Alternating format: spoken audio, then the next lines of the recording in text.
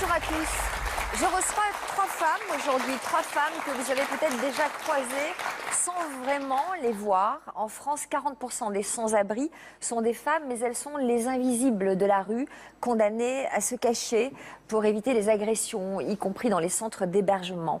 Nos invités ont finalement réussi à retrouver un toit et confiance en la vie. Et si elles ont choisi de témoigner aujourd'hui, justement, c'est pour changer le regard des gens. Bonjour Chris et bonjour Marion. Merci d'avoir répondu à notre invitation. Vous êtes sortie de la rue aujourd'hui. Votre entourage sait que vous avez été sans domicile fixe? Maintenant, ils le savent. Pourquoi ils ne le savaient pas avant? Parce que j'ai jamais rien demandé et puis je n'allais pas vers la famille, j'avais tout quitté en fait. Et vous, Marion? Moi, personne n'était au courant. Ma fierté était présente, donc ils ont été au courant quelques temps après que je sois sortie de là. C'est toutes les deux une histoire de fierté. Vous n'avez pas voulu les alerter par fierté? Aussi. Aussi. Pour leur montrer qu'ils avaient tort. D'accord. Parce que vous étiez en conflit Oui. vis-à-vis d'eux. Certains.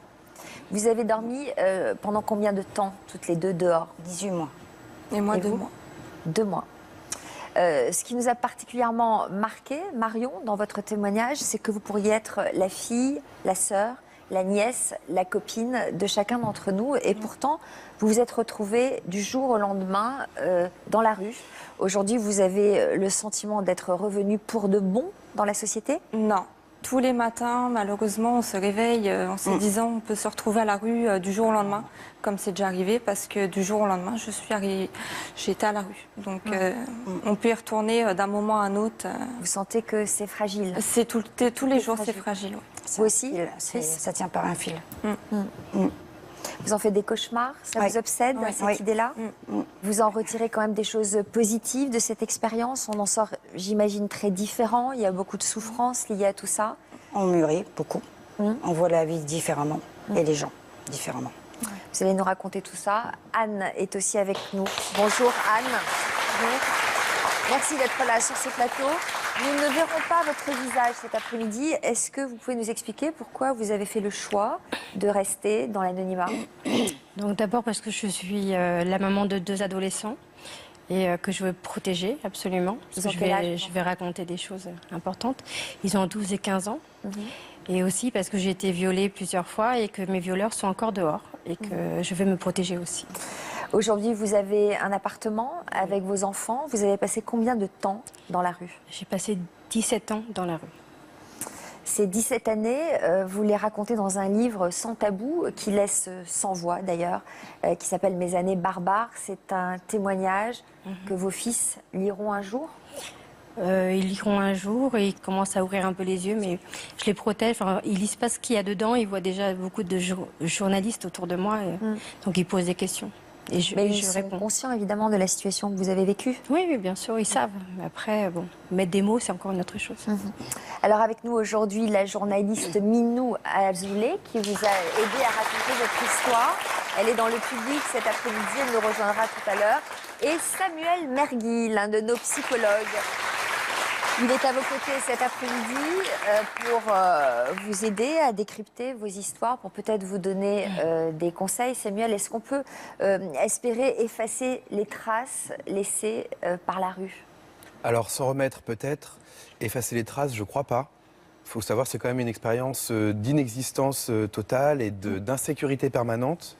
Et que probablement, que même après, si on se réinsère, l'insécurité, elle reste, le sentiment d'insécurité encore présent, même au bout de 2 mois. C'est ça. Alors Chris, avant de vous retrouver sans abri, vous avez commencé par partir de chez votre père. Qu'est-ce qui s'est passé? On m'a mis au foyer. Une personne m'a mis au foyer en fait. Pour quelle raison?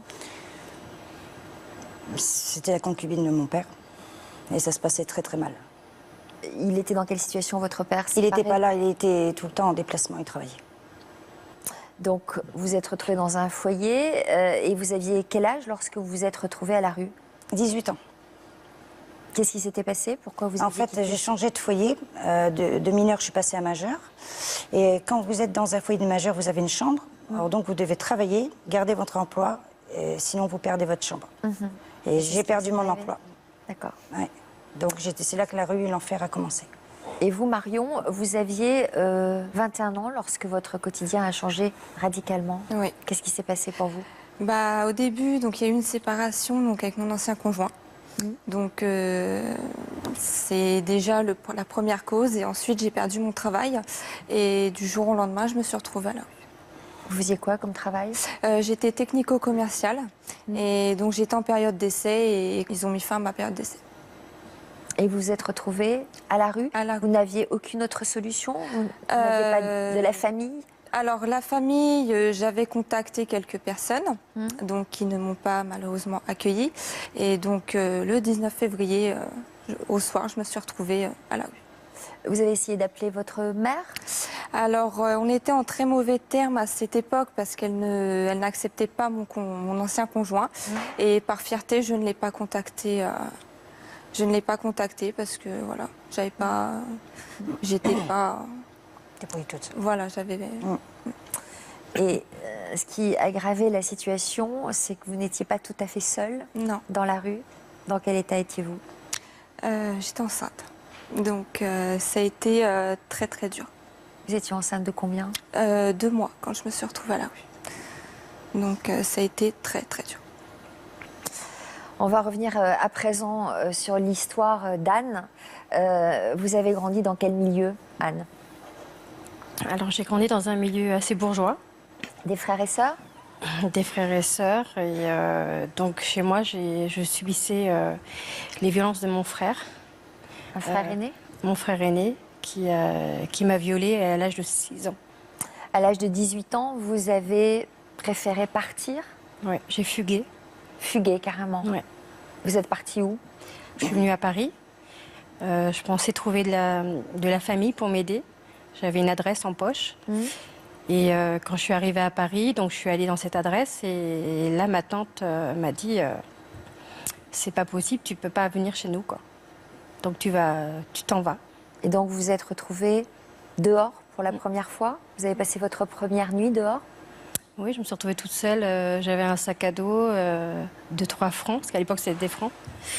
Et je savais pas où aller. Donc c'est passé à la Défense. Donc je me suis dit, bon, je vais aller dans le centre commercial. Je vais me traîner, je savais pas trop où aller, quoi. Et, Quel souvenir vous en gardez de cette première nuit? très froide. J'avais très froid. Très froid, puis très perdu. Mais dans mon cerveau, j'essayais de trouver des solutions, quoi. Où aller? Est-ce qu'il fallait aller à la police? Est-ce qu'il fallait aller dans des églises? Peut-être dans la religion? J'étais un peu perdue, quoi. Marion, vous, votre première nuit dans la rue, c'était il y a à peine plus d'1 an, c'est tout récent. Est-ce que vous avez tout de suite réalisé que ce qui vous arrivait était grave? Grave, oui, mais on se pose des tas de questions. On se demande combien de temps cette situation-là va durer. Est-ce que quelqu'un va m'ouvrir sa porte? Et malheureusement, plus les jours avançaient et moins j'avais d'espoir. Donc c'était en février? Oui. Est-ce que le SAMU social vous a appelé? Est-ce que... Bien sûr, donc quand je savais que le 19 février au soir, je n'avais pas d'hébergement, je me suis tournée tout de suite vers le 115. Donc ils n'avaient pas de place immédiatement. Mais à 1h30 du matin, ils m'ont appelé en me disant qu'il y avait un centre d'hébergement et il y avait une place. Donc du coup, j'y étais. J'ai passé la nuit là-bas en sachant que je n'ai pas dormi. J'avais une maman qui avait un bébé de 3 mois avec elle. Et donc, du coup, toutes les deux, on se demandait qu'est-ce qu'on faisait là. Voilà. Mais, ouais, Vous avez parlé, vous avez échangé? on a parlé, on a échangé. Il y a eu beaucoup de larmes aussi. Parce que dans ces moments-là, il y a beaucoup de solitude. Donc, Surtout, vous vous projetiez avec cette maman qui avait déjà son bébé. voilà. Et vous êtes vue dans la même situation? Voilà, quelques je mois me plus suis tard vue dans la même situation. Et c'est vrai qu'on se pose des tas de questions. On se dit, est-ce que on ne fait pas l'erreur de garder l'enfant? Est-ce qu'on va être dans le besoin? Est-ce qu'on va pouvoir donner à notre enfant? Mais un enfant, c'est que du bonheur. Donc c'est le plus beau cadeau de la vie. Donc vous vous êtes dit, ça va être mon salut? ça va être mon seul espoir. Et au jour d'aujourd'hui, c'est une petite fille merveilleuse qui m'aide à essayer d'oublier un petit peu tout ça. Ça va être mon moteur. Voilà. Ce qui émeut Chris, j'ai l'impression. Oui, j'ai pas eu la chance, moi, d'avoir des enfants, donc Je dis, c'est le plus beau cadeau de la vie, quoi. Ouais. Vous aussi, vous avez appelé à l'aide lorsque vous êtes retrouvée à la Oui, rue j'étais pour la retournée première fois? voir l'ancien foyer qui pouvait rien faire parce que du moment que j'étais majeure, ils n'avaient plus le droit. C'est des foyers d'État. Donc voilà, c'est la seule chose que j'ai demandé à l'aide. Et puis, je préférais me débrouiller toute seule, quoi. En fait, c'était surtout pour montrer que, déjà, d'une, j'allais pas être redevable aux autres. Et de deux, que j'étais quelqu'un. J'existais, j'avais un cœur, j'avais une âme, quoi. Comment vous teniez le coup? Comment je tenais le coup à la rue Je sais pas. Vous nous avez confié que vous preniez des cachets. J'avais connu quelqu'un, oui, qui prenait des cachets et tout Des ça. cachets pour quoi faire? À la base, eux, c'était pour la drogue. Mais ça n'a pas duré longtemps parce qu'au début, quand j'ai connu un jeune homme quoi, qui était aussi à la rue, en fait, on était copains de rue, quoi, et lui prenait ça. Et il me disait, prends ça, tu verras, tu sentiras plus le froid, ça ira mieux. Donc j'ai commencé comme ça, et c'est vrai qu'on ne fait plus attention au froid, on fait plus... Enfin, on n'est pas bien, quoi. On n'est plus là, quoi. C'est ça. Mais ça n'a pas duré, s'évader. longtemps. Quoi. C'est une évasion artificielle. Le corps est là, mais plus le reste encore. Et vous, Anne, est-ce que vous avez été tentée de consommer de la drogue ou de l'alcool? J'ai passé 17 ans dans la rue en me disant je ne dois pas toucher ni à rien. Vraiment, même une bière, je refusais. Je prenais que du café et du chocolat chaud. Et Est-ce que je pense que ça m'a sauvée. C'est ça. C'était déjà une fierté pour vous de résister à tout ça? Je me disais dans ma tête que si j'avais un espoir de me sauver de la rue un jour, je ne savais pas quand, hein, j'ai attendu longtemps, mais en tout cas, ce n'était pas en prenant ça. Donc il fallait vraiment que je résiste à tout ça. C'est vrai qu'on nous tente, hein, et moi aussi j'ai eu des amis qui m'ont proposé des cachets, des seringues, tout. Mais je ne sais pas, dans ma tête j'avais une petite alerte en disant non, il ne faut pas. Et je suis contente parce que grâce à ça, je pense que j'aurais pas eu mes 2 enfants, j'aurais pas eu tout ça. Il faut vraiment garder le contrôle aussi, c'est ça aussi. Dans la rue, il faut garder le contrôle. Chris, qu'est-ce que vous en pensez de ça? 17 ans C'est magnifique. dans la rue, c'est Je suis pareil, heureuse de connaître Anne et Marion, quoi. sans prendre d'alcool. Tout ça. Mais Gardant- moi, sinon, à part, ça n'a pas duré longtemps, hein, les cachets. Les cachets, c'est aussi une évasion parce que de toute façon, moi, je demandais qu'à mourir. Oui, moi aussi, j'ai demandé à mourir Vu 10 que 000 j'étais fois un dans la poids rue. pour la société, j'étais une erreur, Ouais, à la ça, base. c'est ce qu'on se met dans la tête. Ouais. Donc, C'est ce qu'on a ça dans sert à la rien de vivre, quoi. Oui, c'est sûr. C'est ce qu'on a dans la tête. On attend la et, fin, on attend. Mais moi, étant enceinte, je le dis, honnêtement, il n'y aurait pas eu ma fille. Voilà. J'aurais fait l'irréparable. C'est Alors ce qui vous, vous a- Chris, comment c'est ce qui vous a sauvé arriviez aussi. à Ouais. survivre? Qu'est-ce qui vous a tenu en vie? Est-ce que ces idées noires, vous les avez eues J'avais souvent? l'idée noire de mourir et à la fois j'avais cette idée de me battre pour dire j'existe et je vais leur montrer que, en fait. C'est quoi? C'est l'orgueil? Je sais pas si c'est l'orgueil ou si c'est exister. C'est plutôt exister. Montrer qu'ils avaient tort, quoi, certaines personnes.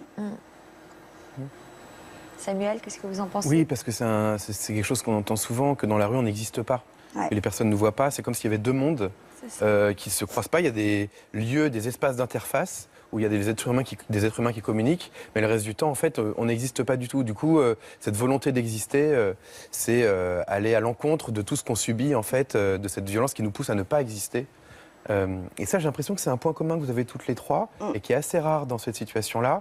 C'est le fait de vouloir garder un ancrage dans la réalité, surtout, que ce soit le fait d'être enceinte, le refus des toxiques ou le fait de vouloir absolument exister, alors que le réflexe est plutôt de s'anesthésier, justement, pour apaiser la douleur. Vous nous avez dit que jamais vous ne vous êtes abaissé à faire la manche. Non, jamais. Ah non, je pouvais pas. Pour vous, cette Ah bah non. idée était Oui, insupportable. insupportable. Ouais. Pourquoi? Bah parce que l'image des gens, déjà, d'être à la rue, certaines personnes, je sais pas, on n'existe pas, on est des choses, quoi, on est des déchets. On est une toxique. Voilà. Vous sentiez cette indifférence des Des gens, personnes? ouais. Ouais. Ouais. Le fait qu'on porte jamais un regard sur vous, Ouais. sur un être humain. Oui, tout à fait. Je marchais toujours la tête basse, je regardais le sol. Marion, comment vous vous nourrissiez? Et j'allais donc aux soupes populaires, au Resto du Cœur, le soir. Et donc le midi, on avait un établissement qui nous servait les repas. Mais le soir, ouais, c'était les Restos du Cœur, la Croix-Rouge, le Secours populaire. Et vous, Anne? Moi, j'étais plus classique, je faisais les poubelles. Bienvenue au club. Vous aussi, vous Ouais. faisiez les poubelles? Je crois qu'on faisait les poubelles. Enfin, moi, je faisais les poubelles et par contre, moi, je faisais la manche. Mais moi, je faisais pas la manche pour avoir de l'argent. Je me mettais devant les supermarchés et par exemple, je leur demandais un sandwich. Voilà, donc c'était une manière de me nourrir aussi. Et je leur demandais Parce que, un shampoing. faire la manche pour demander de l'argent, ça vous était insupportable aussi, cette idée-là? Non, pas du tout. Mais c'est plus facile de convaincre quelqu'un d'aller vous acheter un sandwich que vous donner 1 euro, parce qu'il ne sait pas ce que vous allez faire de l'euro si vous achetez de la bière ou voilà, de la drogue. Alors vous lui dites simplement, moi j'ai faim, j'ai pas mangé depuis 3 jours, est-ce que vous pouvez m'acheter un sandwich ou même une bouteille d'eau? Et il va être beaucoup plus OK. D'accord, là, il n'y a pas de problème. Là, je vous achète ce que vous voulez. Même si c'est un shampoing, d'une crème hydratante, quand on est dehors, on a tout le temps les mains très, très sèches. On a besoin de crème hydratante qui coûte très cher. Moi, je faisais toutes les pharmacies, je demandais des échantillons. Après, on me connaissait, donc on me donnait carrément le tube. Mais voilà, moi, je suis plus allée chercher des choses que de l'argent. Après, j'ai eu mes enfants. Donc là, j'étais dans la rue avec un de mes enfants. Et là, je n'hésitais pas à dire j'ai besoin d'argent parce que j'ai besoin de les materniser. J'ai besoin de choses, de couches, etc. Mais ça, c'est quand j'avais l'enfant. Vous avez parlé d'une sorte de mafia de la rue. Alors ça, je ne savais pas ça. C'est-à-dire que quand on fait la manche... Alors quand on fait la manche à Paris ou à Toulouse ou à Marseille, parce que les autres villes, je ne sais pas, chaque trottoir appartient à des mafias de l'Est. Je vais appeler Minou qui va vous en parler. Minou Azoulay, Oui. Bonjour, merci d'être avec nous. Alors évidemment, on connaît cette idée pour la prostitution, mais je ne savais pas que ça existait pour... C'est une prostitution qui ne porte pas son nom parce que ces mafias dans la rue exercent un droit de cuissage, si je puis dire, sur les femmes, parfois sur les hommes.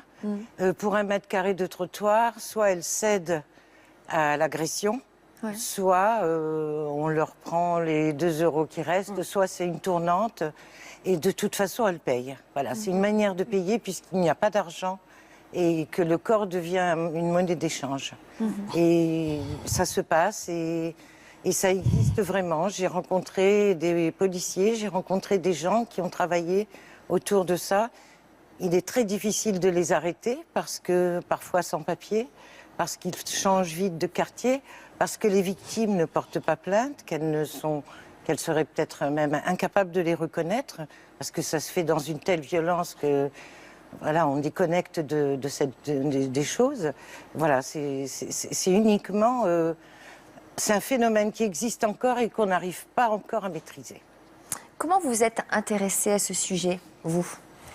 Je me suis intéressée à ce sujet parce que j'ai rencontré Anne lors d'un colloque et que je sentais qu'à travers tout ce qu'elle disait, plein de choses étaient encore retenues.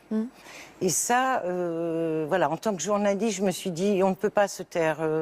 J'ai peu écrit enfin, c'est la première histoire que j'écris comme ça. J'ai fait des enquêtes autour du viol et de l'agression, mais ce silence me choque encore. De temps en temps, on a des statistiques, ça reste des chiffres. Mais les personnes qui sont derrière, voilà, c'est une femme que j'ai rencontrée qui m'a touchée. Et je me suis dit, son histoire est exemplaire parce qu'elle est sortie de tout ça. Vous êtes laissée convaincre facilement, Anne? Plus ou moins. J'avais déjà, moi, déjà de mon côté, j'aime bien écrire. Donc j'avais déjà écrit pas mal de choses. Mais c'était plus de la survie psychologique. Il fallait que je jette des choses sur le papier. C'était pas du tout chronologique. Quand j'ai rencontré Minou, je lui ai dit d'accord, mais je te donne tous mes écrits. Alors elle était bien embêtée parce qu'il y avait tout était mélangé. Voilà. Ça vous permettait de tenir, d'écrire? Ah oui, vraiment. J'écrivais sur les trottoirs, j'écrivais sur les papiers toilettes, sur les mouchoirs. Enfin, j'avais besoin d'écrire. J'avais besoin de m'exprimer pour que ça sorte de mon cerveau. Et donc c'est vrai que quand j'ai rencontré Minou, après elle m'a dit est-ce qu'on peut faire un livre? Je dis mais est-ce que mon histoire vaut un livre? Je sais pas. Et puis aussi on va faire 1 ou 2 chapitres pour voir déjà si on s'entend bien au niveau de l'écriture. Et c'est parti comme ça. Donc vous passiez votre temps à errer dans la rue. Vous dormiez où? Comment vous vous organisiez? Alors, je dormais la journée dans des centres commerciaux, des endroits un peu plus chauds. Pourquoi la journée? Alors, parce que la nuit, il ne faut pas dormir dans la rue. C'est le moment où on se fait agresser, on se fait violer. Il ne faut pas perdre le contrôle. Voilà, on vient au même point que tout à l'heure. C'est la personne qui dort, elle devient une proie. Vous diriez que c'est plus dur pour une femme? Alors c'est dur pour tout le monde, mais pour une femme, il y a énormément de problèmes supplémentaires que les hommes n'ont pas, comme l'hygiène, avoir ses règles, à tomber enceinte tous les 5 minutes, parce qu'on se fait violer, mais on n'a pas de contraception. Donc on a des IVG tout le temps. Après, maintenant, j'ai eu 2 enfants que j'ai choisi de garder, parce que j'étais avec leur père. Ouais. C'est pas pareil. Donc c'est très dur pour une femme. Puis on perd ses dents, on perd tout. On est aussi super anémié. Bon, ça, même après 12 ans que je suis sortie de la rue, je suis encore anémiée. Vous diriez quoi? Que votre corps et votre esprit, on arrive à dissocier les deux à un moment donné pour tenir? On est tout le temps dissocié. C'est ce que je parlais tout à l'heure avec le psychologue. On est tout le temps dissocié. Même encore maintenant, j'ai encore des périodes de dissociation où j'ai l'impression que j'ai une tête d'un côté et un corps de l'autre. Et mon corps a énormément souffert dans la rue. Je suis très malade, j'ai plein de trucs, mais ma tête va bien. Donc il y a un décalage entre mon corps et ma tête. Samuel, sur cette dissociation entre le corps et l'esprit? C'est exactement le terme, c'est la dissociation traumatique. Suite à une première exposition traumatique, et vous, a priori, ça commençait très jeune, il va y avoir des symptômes dissociatifs. Donc ça peut se manifester sous forme d'amnésie, ça peut être... le psychisme, en fait, est explosé en 1000 morceaux. Donc les émotions vont être là, la pensée ici, il y a des parties de notre histoire qui vont être oubliées. Et... Après, c'est la mémoire traumatique aussi. Voilà. C'est encore une autre chose, mais la mémoire traumatique, c'est par exemple, on me dit, par exemple, quand j'écrivais le livre avec Minou, elle me disait, mais souviens-toi, souviens-toi. Et en fait, je me souvenais pas. C'est la mémoire qui avait effacé. Et à fur et à mesure qu'on écrivait, ça revenait. Ça revenait les viols, ça revenait un épisode, voilà, des choses que j'ai effacées. Et même encore maintenant, je fais des cauchemars et ça revient. Ouais, voilà. Donc c'est la mémoire traumatique. Et la dissociation, en fait, ça peut être utile, ça peut être une défense qui permet, sur le moment, au moment où on est confronté à l'événement menaçant, de le vivre moins mal, entre guillemets, de moins souffrir, de moins ressentir les émotions. Mais le problème, c'est qu'après, elle reste, cette dissociation, et qu'on n'est plus connecté à soi-même. Donc c'est difficile de se remettre bien. Ce qui me fascine, c'est votre manière de raconter tout ça avec un sourire. Vous ne le voyez, vous ne voyez pas le visage d'Anne, mais moi je l'ai en face de moi. Et ça me Parce que je suis contente d'en être sortie et que je suis contente d'être là pour en parler. Et parce que je pense qu'il y a des gens qui sont encore dans l'état où j'étais, sous leur couette. Moi, j'ai passé 2 ans sous ma couette, à pleurer, à me dire qu'est-ce que je dois faire. Sous votre couette? C'est-à-dire, non, mais après, quand j'ai eu l'appartement, on m'a donné un appartement, mais je ne pouvais pas être ni dedans, ni dehors. Enfin, je ne savais plus où j'étais. Et je pense vous qu'il n'étiez y a... plus capable d'habiter dans un appartement? Ouais, non, ça c'était... On m'a donné un appartement, on m'a donné des murs et je ne pouvais pas aller dans les murs. En plus, on donne un appartement, mais j'avais rien pour vivre dedans. J'avais pas de lit, j'avais pas de gazinière, j'avais rien. Donc, on passe notre temps, on prend l'appartement comme un point d'eau, ce qui est quand même assez bien. Mais et voilà, puis après, on se réapproprie. Mais en tout cas, ce que je veux dire, c'est qu'il y a plein de gens que je connais qui sont entre la rue et la vie normale. Ils sont sur le lien entre les deux, mais ils ne savent pas où aller, à qui s'adresser. Et je me dis, si j'ai fait ce livre-là, c'est pour ça, c'est pour donner des clés aux gens. Et c'est pour ça que j'ai le sourire, parce que j'espère donner un espoir à quelqu'un. Je ne sais pas qui, mais j'espère. Ouais.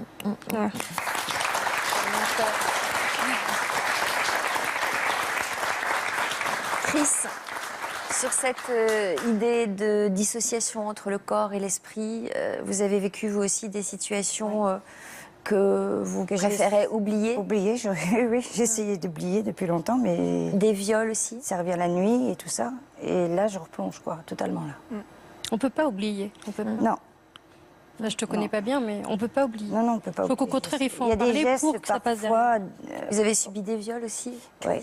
Il y a des personnes que j'ai en face de mon food truck parfois et qui ont des gestes qui me rappellent, qu'il y a 19 ans en arrière, quoi. On replonge total en arrière, quoi. Alors, le problème du traumatisme, des pathologies traumatiques, c'est qu'il ne connaît pas le temps qui passe. Donc, si vous subissez un événement de très violent, très fort, très intense, et ben en fait, même 10 ans après, c'est comme s'il avait lieu hier. Voilà. Du coup, l'insécurité reste, la menace reste présente, et il peut y avoir des petits signes qui vont nous faire revivre, Juste un réactiver petit le regard ou un mouvement et on replonge. En gros, quelque chose. Marion, vous avez été épargnée sur ce plan-là? Oui. Oui, parce que j'ai rencontré un compagnon de route donc avec qui j'étais à la rue, Jean-François. Et c'est une personne pour moi qui a été pour moi un papa de substitution. Il avait quel âge? 50 ans. Et donc il a toujours été là pour me protéger, toujours être là pour moi. Et encore au jour d'aujourd'hui, je le remercie parce que sans lui, je pense pas que je serais là au jour d'aujourd'hui. Vous vous sentiez en sécurité? Avec lui, oui. Oui, je me sentais vraiment en sécurité. Il arrivait tout le temps à trouver une solution pour que je puisse manger à ma faim, en sachant que j'étais enceinte. Et non, il a toujours été présent à mes côtés. Alors nous sommes allés à la rencontre de cet ange gardien qui compte énormément pour vous. Il y a quelques jours, lui aussi a réussi à retrouver une situation plus stable. Regardez. À Orléans, dans le Loiret. Bonjour, installez-vous. Quand j'ai rencontré Marion, ça faisait 3 mois que je n'avais plus de logement. Je l'ai rencontrée dans un service social. J'ai vu que c'est une gamine qui était complètement perdue. C'était le premier jour, je crois, qu'elle était dans la rue. Elle avait dormi dehors. Elle me touchait énormément parce que c'était comme une gamine. Elle avait 21 ans. Après, elle m'a dit qu'elle était enceinte. C'était quelque chose quand même de dur de voir une personne à cet âge-là être dans la rue. Moi, je ne pouvais pas la laisser comme ça. Alors, automatiquement, j'ai décidé de la garder avec moi pour pas qu'elle ait d'ennui. Le soir, où est-ce que vous dormiez tous les deux? À l'hôtel. Ou des fois dans la voiture. Ça dépendrait si j'avais trouvé une place dans un hôtel ou pas. Je dormais peu, je démarrais la voiture pour que la gamine puisse dormir dans la chaleur. J'avais le rôle, je sais pas, peut-être de grand frère. Je dirais plus de papa, c'est parce que elle me reprochait beaucoup, parce que chaque fois que je l'engueulais, parce que je lui disais de faire quelque chose, elle le faisait pas, elle me disait toujours, on dirait que t'es mon père. Comme mon fils n'était plus là, eh ben, j'ai trouvé une alternative pour pas être seul non plus. Et ça m'a quand même aidé. Je pense que je lui ai apporté du réconfort. Du réconfort et un petit peu d'amour. Je pense que c'est ce qui lui manquait le plus. Quand Marion a quitté la rue, comment avez-vous réagi? Je savais qu'elle, là où elle était bien. Pour moi, c'était le principal. Que je savais très bien, j'avais quand même des nouvelles, elle me téléphonait assez souvent, ou elle m'envoyait un petit SMS ou autre chose, ou des fois une photo, pour voir que tout allait bien, quoi. Pour moi, c'était le principal. Aujourd'hui, j'ai souvent de nouvelles d'elle, on se voit peu, mais on se parle beaucoup au téléphone. Un simple problème, il suffit qu'elle m'appelle, c'est très bien que je me déplacerai quand même. Est-ce que vous auriez un message à lui adresser? Oui, c'est très bien que je suis fier d'elle. Et j'espère que ça continuera, parce qu'elle le mérite. Elle est quand même restée quelques temps dans la rue, ça a été un passage de sa vie, en l'espérant que ça continue comme ça continue maintenant. C'est ce que je dis, et que je l'aime, elle le sait.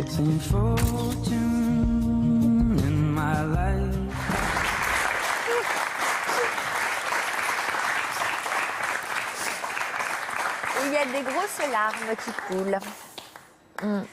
Ouais. Sans lui, vous seriez où aujourd'hui? Je ne serais pas là. Parce que même si j'étais enceinte, j'étais vraiment démunie. Et il a réussi à me redonner de la joie. Et surtout, il m'a donné l'amour d'un papa que je n'ai pas eu. Donc, je le remercie énormément. C'est important, cet amour, cette fierté qu'il exprime. C'est important de l'avoir de l'amour, surtout dans des périodes comme ça où on est à la rue. Parce que sans amour, déjà qu'on a énormément de solitude. Donc avoir de l'amour d'une personne au départ qu'on ne connaissait absolument pas et qui par la suite est devenue comme un papa, c'est vraiment important. Et alors Chris, pourquoi vous êtes encore plus émue qu'elle? Parce que ça me fait mal pour elle. Ça pourrait être une petite sœur, quoi. Mais ça me fait replonger. J'avais toujours dit que plus jamais, j'y penserai plus jamais et je retourne en arrière. J'avancerai. Est-ce qu'il vous est arrivé, vous, de faire ce genre de rencontre, de quelqu'un qui vous tend de la main comme ça, qui... Oui. c'est la personne qui m'a sortie justement de la rue. Après combien de mois d'enfer? 18 mois. Qui vous a sorti de la rue? Une dame. Comment vous l'avez rencontrée? À la cathédrale, elle venait souvent. Moi, en fait, la journée, j'allais à la cathédrale pour prier. Et Vous justement, êtes très croyante? Oui, je suis très croyante, pratiquante, mais pas à l'église, hein, parce que je ne côtoie pas les gens de l'église. Pourquoi? Parce que c'est en général ceux qui font le plus de péchés qui vont se faire pardonner. Je dis. Donc vous alliez à la cathédrale, vous y alliez Oui. quand alors? La cathédrale, tous les jours pratiquement. Le matin, l'après-midi? C'était mon bureau. C'est-à-dire? Le matin, le matin, après j'allais faire un tour en ville et j'y retournais l'après-midi. Il y avait des heures où ça fermait, quoi. Elle me demandait plus quelle heure parce que je sais plus. Vous y allez pendant toutes les heures ouvrables du bureau? Ouais. C'est ça. J'étais joignable à la cathédrale. Et vous faisiez quoi à la cathédrale? Je priais. Toute la journée? Ouais, je priais et puis par moments je m'endormais. Et je l'ai justement connue là. Vous vous sentiez protégée? Oui. Et donc cette dame était aussi très croyante, très pieuse? Oui, elle avait eu des soucis de santé et tout ça. Elle s'en était sortie.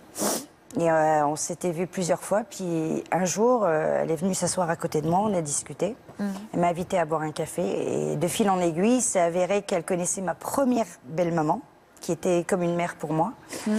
Et ils travaillaient à la Croix-Rouge ensemble, en fait. Donc vous êtes retrouvée chez elle à prendre un café? Un café, d'abord un bar, et après on a été chez elle au bout de quelques heures. Ouais. Je lui ai fait confiance. Là, je sais pas, j'allais bien, j'ai suivi. Et puis au final, Elle vous a proposé de vous héberger chez elle? oui, de prendre une douche et tout ça, et puis 4 ans et demi. Vous êtes restée chez elle 4 ans? 4 ans et demi, où j'ai passé un CAP d'agent de prévention. Vous êtes restée, elle vous a offert une chambre? J'ai dormi sur le canapé. Et elle vous donnait à manger? Elle voulait que je prenne sa chambre, mais moi j'ai dormi sur le canapé. Et elle me donnait à manger et tout. Puis après j'ai repris des études. Alors j'ai passé ce CAP et puis tous les autres diplômes. Donc un CAP de quoi vous avez passé? Agent de prévention et de sécurité. Donc vous êtes restée 4 ans et demi chez elle? 4 ans et demi, après elle est partie en Suisse. Et vous avez trouvé un emploi au bout de ces 4 ans? Oui, j'ai trouvé un emploi. Et en 2006, fin 2005, j'ai passé mon poids lourd. Et aujourd'hui, vous faites quoi alors? J'étais chauffeur super lourd. Il y a 4 ans, j'ai eu un accident de travail. Ouais. Alors du coup, j'ai concilié traiteur et camion, comme je peux plus rouler. Et j'avais un CAP de traiteur aussi. Du coup, je fais de la cuisine. J'ai un C'est food pas truck. bête alors. Donc vous avez concilié les deux. Voilà, et j'ai un food truck à ce jour. Mais alors, vous avez quand même un appartement ou vous dormez? Ah oui, j'ai une maison, oui. Ah, vous avez en une location, maison. oui. D'accord. Ouais. Avec ma chienne. Alors, vous nous avez apporté quelques images de votre food truck. Donc, alors, qu'est-ce que vous proposez comme spécialité? Les spécialités lorraines, je fais tous des sandwichs revisités avec du pain maison, du pain écossais. Vous l'avez financé comment, votre... J'ai fait une demande de crédit auprès de l'ADI. Et puis aussi, en tant que travailleur handicapé, je suis reconnue handicapée, moi. Est-ce que maintenant que vous avez un travail, une maison, que ça commence à marcher, que vous vous sentez aimé, est-ce que vous avez pu recontacter votre famille? Oui. J'ai mon papa avec mon frère, qui est d'ailleurs dans le public, mon frère, Anthony. Ils sont depuis une semaine en Bretagne. Ils sont venus vous voir? Non, ils sont venus habiter en Bretagne. Ah bon, d'accord. Pour se rapprocher de vous? Bon, bref, voilà, exactement, ouais. Ça doit vous faire plaisir. Ouais. On va voir d'ailleurs comment certains de vos proches réagissent. Ils sont fiers de vous et de votre force. L'une de vos amies a tenu d'ailleurs à vous adresser ce petit message. Surtout, ma Chris, ne change pas. Reste comme tu es. Je souhaite pour toi tout le bonheur du monde. Alors, ma petite Chris, sois ma petite fille à moi, malgré tous les enfants que j'ai. Tu es ma grande à moi. Je t'aime, ma Chris.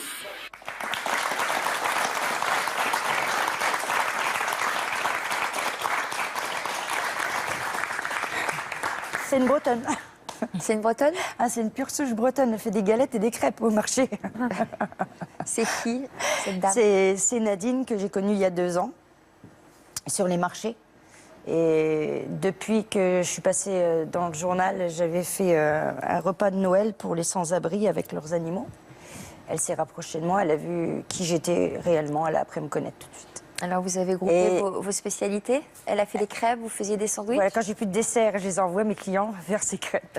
Et Marion, vous, pour pallier vos problèmes de solitude, parce que c'était difficile à vivre, vous êtes allée sur un site internet Oui, pour échanger.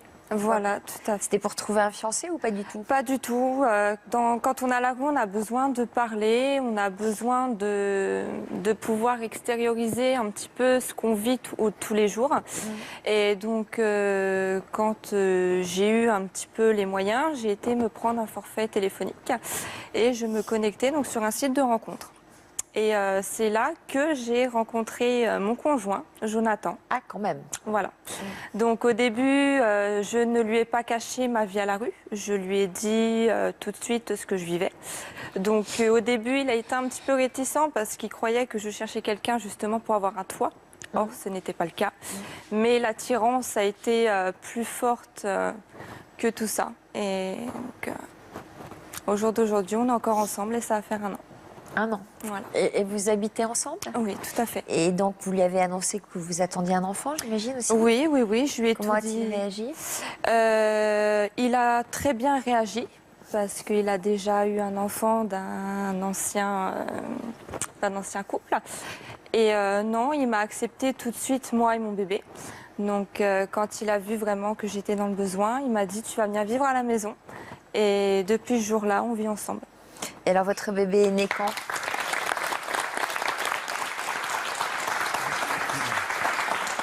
Votre bébé est né quand?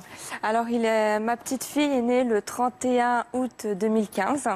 Donc là, ça a été pour moi une nouvelle page de ma vie qui s'ouvrait. Ouais. Mais même en ayant le plus beau bonheur du monde, je vais dire l'expérience qu'on a à la rue, ça ne s'effacera jamais de la mémoire. Donc, en fait, quand elle est née, vous étiez déjà avec Jonathan? Voilà. Voilà, donc il a Vous avez suivi. pu l'accueillir Voilà, j'ai avec pu une l'accueillir chambre. convenablement, pouvoir lui prendre des meubles, des vêtements, des jouets. Et au jour d'aujourd'hui, elle fait mon bonheur et hier, elle a eu 6 mois. Donc voilà. Et vous en êtes où, vous, aujourd'hui? Alors aujourd'hui, je suis en recherche d'emploi donc dans la floristerie. Et actuellement, je fais comme Anne, j'écris un livre pour extérioriser ce que j'ai vécu.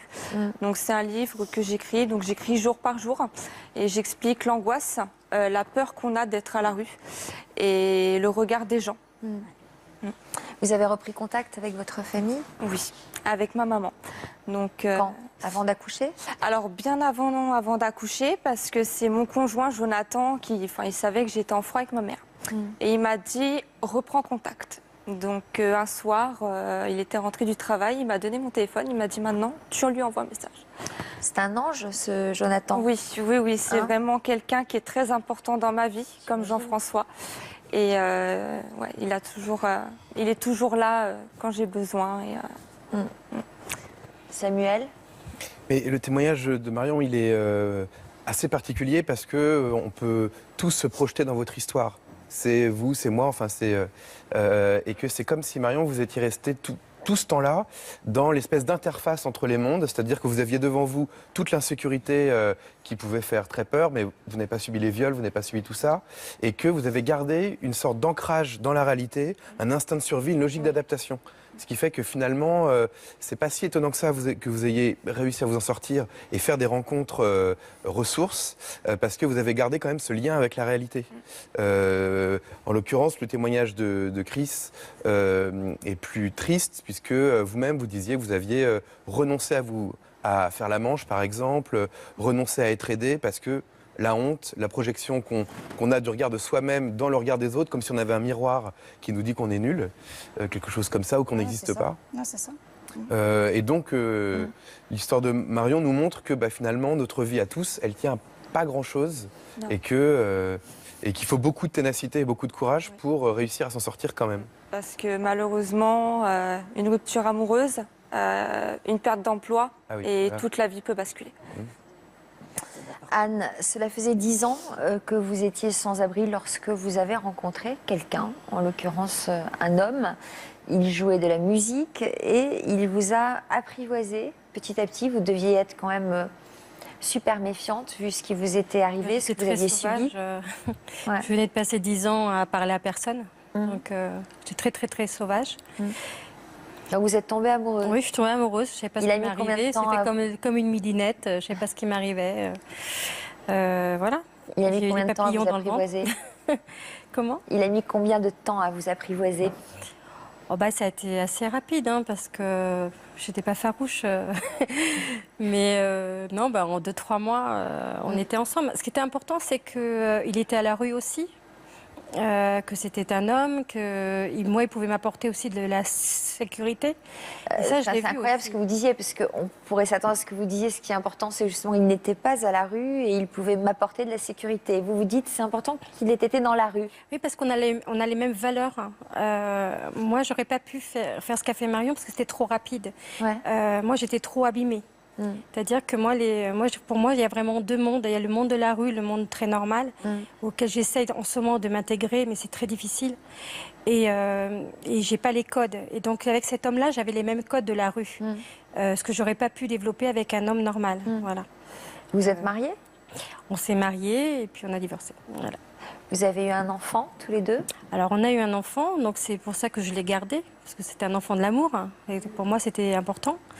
Alors, j'imagine que vous avez donc mené cette grossesse dans la rue, voilà, sans suivi, ça, le sans problème, aide. voilà. J'ai eu ma grossesse dans la rue, sans suivi médical, sans rien du tout, avec un problème d'hygiène énorme, puisque j'étais très très sale, j'étais plein de puces, plein de poux, avec des problèmes de peau très très impressionnants.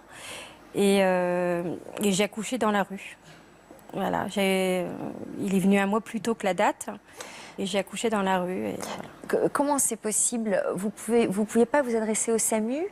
Il n'y avait pas de place, on vous prenait pas ou Le problème, c'est que, enfin, je sais pas si tu as vécu ça, Marion, mais moi, quand j'étais enceinte, on me disait toujours, on va vous mettre dans un foyer maternel, mais on va vous prendre votre enfant, on va le placer. Ah, et moi, pour moi, c'était pas question. J'avais choisi de l'avoir et je l'aurais jusqu'au bout.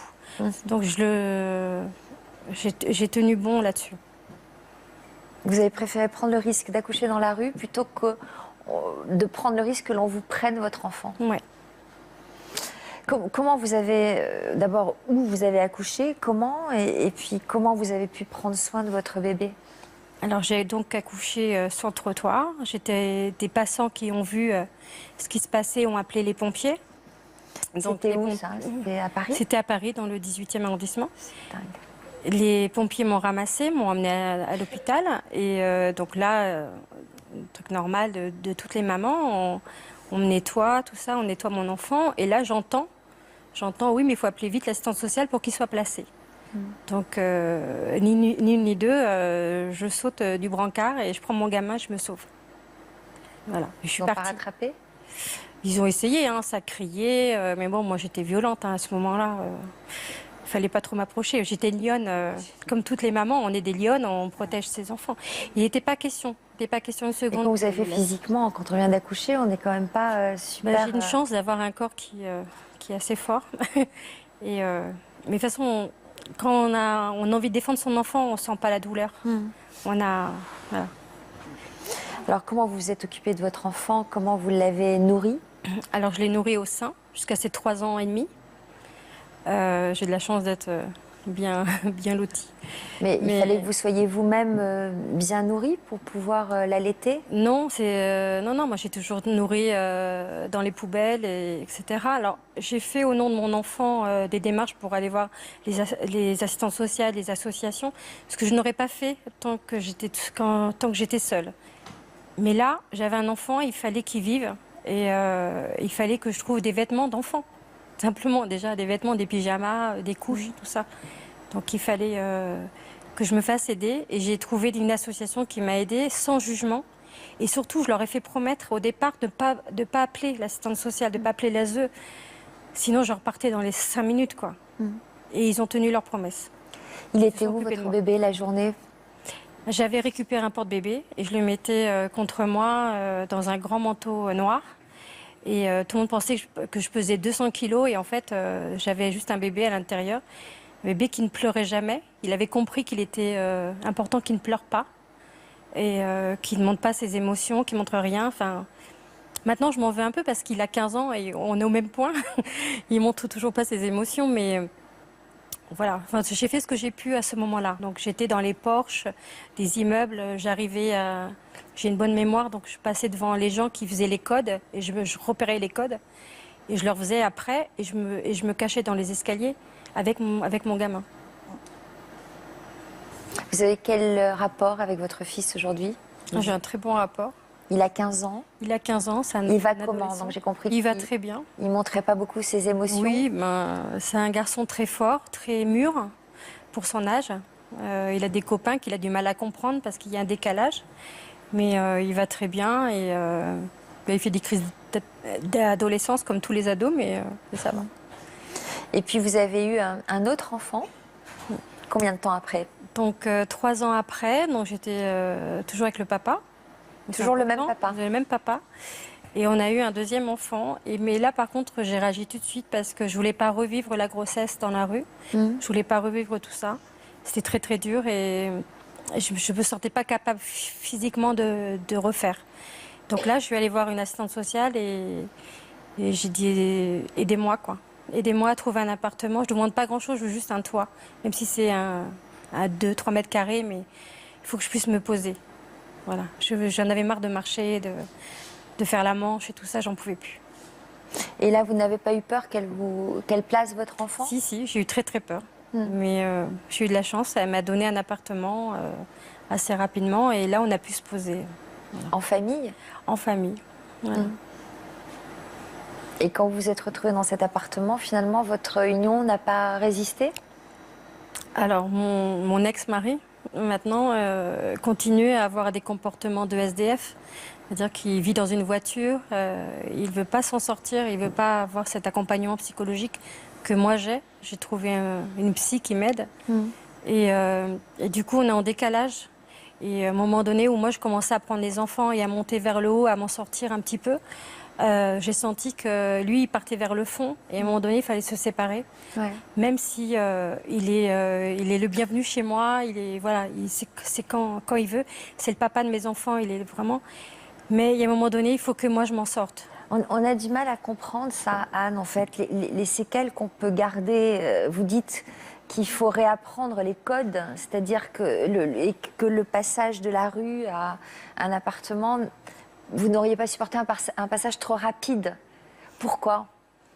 Parce que j'ai l'habitude de vivre dehors, même encore maintenant. Je vis beaucoup dehors, je marche énormément, je suis encore dehors. Dans ma tête, c'est là qu'on parle de dissociation. J'ai encore la tête dehors, mais mon corps a besoin d'un dedans. Vous nous avez parlé d'auto-sabotage aussi. Oui, alors c'est un comportement typique de gens comme moi, des SDF. C'est qu'à chaque fois qu'on nous donne une opportunité pour nous en sortir, surtout au niveau du travail, professionnellement, on a tellement peur de s'en sortir qu'on se tire des balles dans le pied et on repart en arrière en courant. La peur de s'en sortir. Le peur de s'en sortir, voilà. Comme pour valider toujours cette image qu'on n'a pas de valeur, qu'on ne mérite pas de s'en sortir et que du coup on est voué, on est faible. Vous l'avez dit, c'est vraiment c'est mon monde. D'ailleurs, Anne, on peut penser que vous êtes experte de ce milieu-là, de tous ces codes, parce qu'il y en a. C'est certainement que vous êtes plus experte qu'un sociologue, par exemple, qui serait expert de ce sujet-là. Par contre, vous êtes totalement démunie par rapport aux codes de cet autre monde. Moi, j'ai l'impression d'être un ovni dans un monde normal. Mais je vais y arriver. Comment vous le voyez, ce monde normal, justement, vous?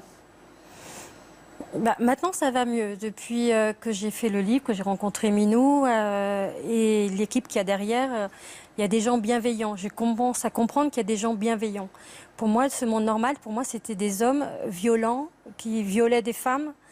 Donc, je n'avais pas ce rapport-là. On m'a prouvé par A plus B que c'était possible autre chose.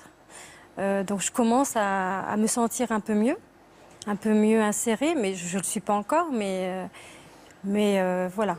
Ouais. Et puis, oui, toujours dans cette peur de réussir, c'est que finalement, dans ce monde qui est horrible, il y a quand même la liberté, il y a quand même certaines choses, certains avantages qui font que du jour au lendemain, de devoir accepter les contraintes de tolérer la frustration de tous les enjeux sociaux, les difficultés que ça implique, bah oui, bien sûr, ça fait peur. Par exemple, il y a un truc très précis, je vais donner un exemple très précis. Quand on revient dans le monde normal, on nous demande de faire un stage à la mairie pour faire un suivi administratif. C'est-à-dire que nous, on ne sait pas remplir des feuilles de la CAF, des impôts, tout ce qui est administratif. Déjà, quand on est dans la rue, on m'avait volé mes papiers, je ne savais plus comment je m'appelais, je ne savais plus où j'étais, qui j'étais, où j'étais née. Donc il a fallu faire une grosse recherche là-dessus. Et puis on nous dit, ben voilà, tu dois remplir ça, ça, ça. Et moi, je ne sais pas faire ça. Je ne sais pas payer un loyer, je ne sais pas avoir un compte bancaire. Je sais, maintenant ça commence. Mais je ne sais pas gérer l'argent, je ne sais pas tout ça. Parce que moi, je n'avais pas d'argent. Pendant 17 ans, le peu d'argent que j'avais, c'était 1 euro pour me payer un shampoing. Et ça s'arrêtait là. Et là, on me dit, il faut payer 300 € de loyer. Mais je dis, mais comment je vais faire 300 €? Je n'ai pas, moi. De quoi vous vivez justement aujourd'hui? Ben, je suis comme Chris, j'ai la pension d'invalidité suite aux maladies que j'ai développées avec les viols. Et je fais des petits boulots à droite, à gauche. Mais j'ai besoin d'aide pour m'en sortir. Quel genre de petits boulots? Je fais des heures de ménage, je corrige des thèses et des mémoires d'étudiants. Attendez, alors là, il faut m'expliquer quand même, parce que corriger des thèses ou des mémoires d'étudiants, ça demande quoi? Vous corrigez quoi? Vous corrigez les fautes d'orthographe? Oui, les fautes d'orthographe, les fautes de grammaire. Mais bon, c'est depuis que j'ai un ordinateur, c'est très récent. C'est depuis qu'on a fait le livre que j'ai un ordinateur. Vous avez un niveau quand même pour pouvoir corriger les thèses? Ben oui. Vous êtes cultivé dans la rue? Vous avez pu lire? Non, je ne sais plus lire.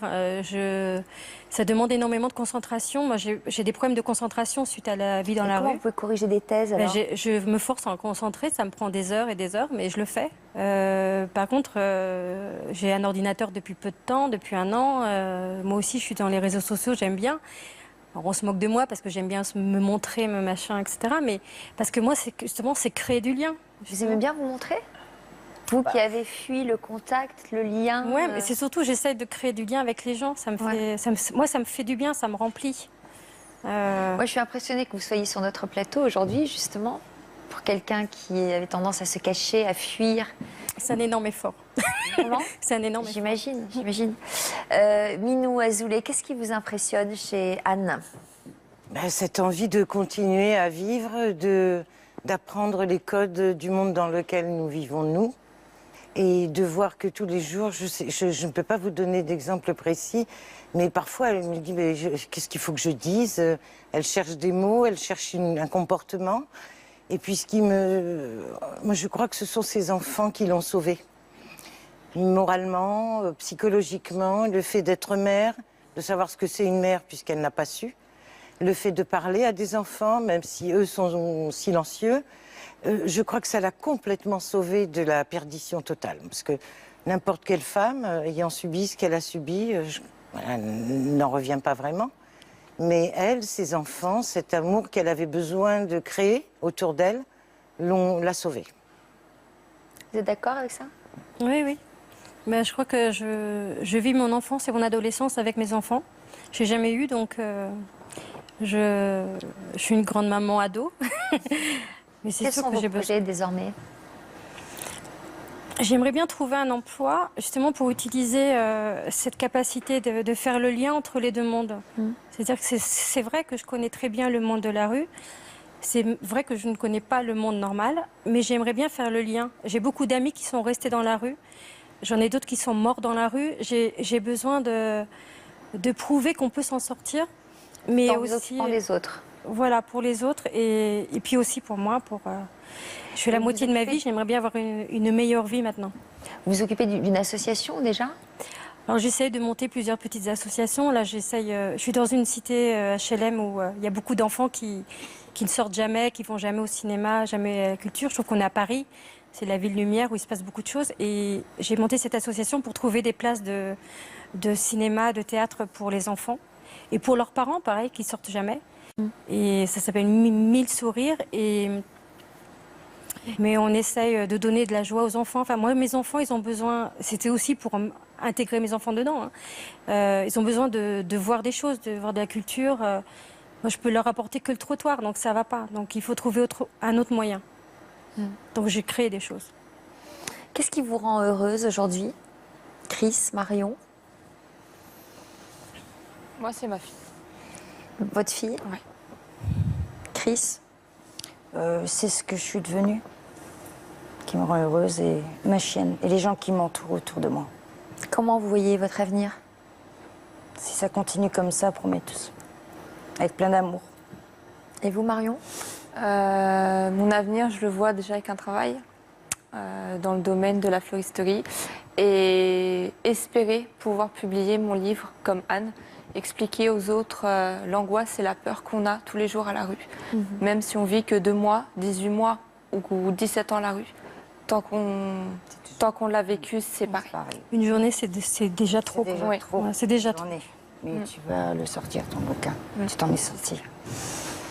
Merci à toutes les trois pour ce témoignage. C'était très courageux de venir partager vos chemins de résilience. Merci à Samuel, merci à tous d'être tous les jours au rendez-vous. Ce week-end, vous retrouverez la rubrique Toute une histoire dans version féminin.